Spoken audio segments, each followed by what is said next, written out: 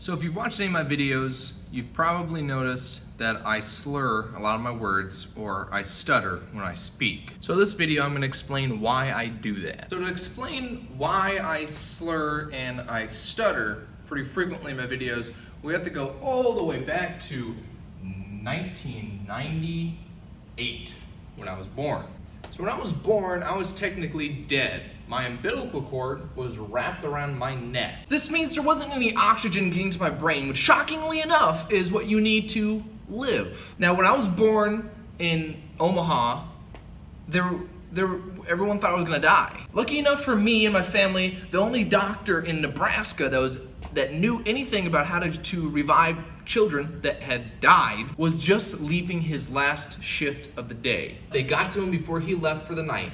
He came up and he rescued me. But there were a lot of long-lasting effects that come from being dead as a child at that moment. So if you don't know, the longer you don't have oxygen to your brain, the quicker the brain actually starts shutting down and dying in certain parts. When you're born, your body is just starting to understand the peripherals around you. It took them a couple minutes to bring me back to life or resuscitate me. In those couple minutes, a few things happened. To start with, it messed up my occipital lobe of my brain, which is located right here. This means I can't see on my left eye. One of the things that this asphyxiation did was it inhibited the part of my brain that works with the learning process. And after that, it also did something with my hearing, so my eardrums kind of collapsed. And then my brain couldn't send certain signals to my body. Imagine wearing earmuffs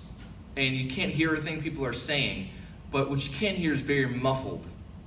And I didn't know any of this stuff had happened to me before, so I thought this is the way everything was. This is how things sound. These are how people talk. So I went through all these processes and tubes and things to open my eardrums, and finally, when that was done, I realized I couldn't speak the same as everyone else. I couldn't pronounce things like for or full separately. They were the same word in my head. And that's normal for little kids ages 4 or 5, but when you're getting into 10 or 11 and you still can't say that, that's where the issue really starts to develop. I was in speech therapy classes along with regular schooling for 8 years of my life to learn how to speak. So I'm able to speak much better than I did many years ago. But again, listening to my videos, you can hear me slur and stutter quite frequently. My stutter happens more often when I get upset or I'm excited about something and I need to pronounce it and I can't pronounce it. And a similar thing happens when I slur my speech, because I can't hear me slurring my speech. It's one of the more embarrassing things about myself. I just tried not to speak. Then one day I met this author that showed us a video when I was in middle school about her having horrible slurring and stuttering when she spoke.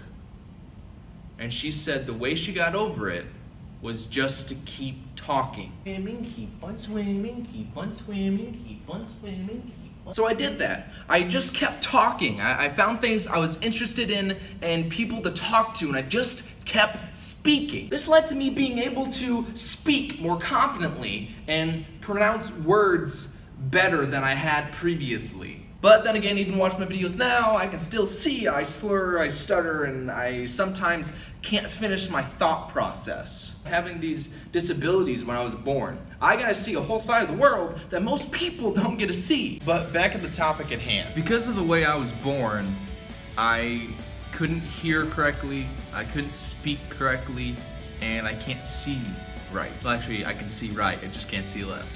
These characteristics, though, have helped create the person I am today and how I see the world and how I interact with it. So I've had people ask me, are you mad at God that He made you this way? And the answer is no. I'm happy with who I am. I just wish I could have figured out sooner that these are opportunities that God gave me to interact with people that are usually social outcasts.